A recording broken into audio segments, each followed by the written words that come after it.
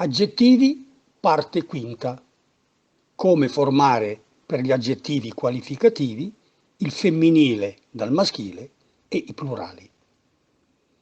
Per gli aggettivi uscenti in doppia M si forma il femminile aggiungendo A e si elide la ultima M.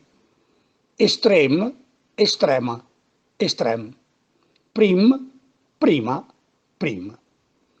Per quelli uscenti in I, se il tema italiano è E, si aggiunge EA.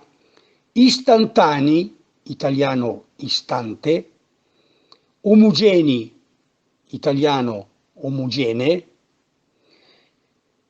si avrà al femminile istantanea e al plurale istantanei invariato. Omogenea, omogenei invariato.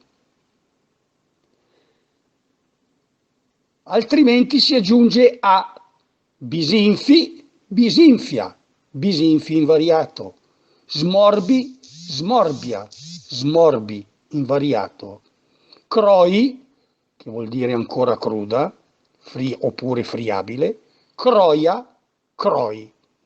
Se il dittongo terminante in i si aggiunge a. Vöi, vöia, vöi. Per quelli uscenti in O si elide la O, il femminile aggiunge A e il plurale aggiunge I. Bravo, brava, bravi al plurale, calmo, calma, calmi al plurale.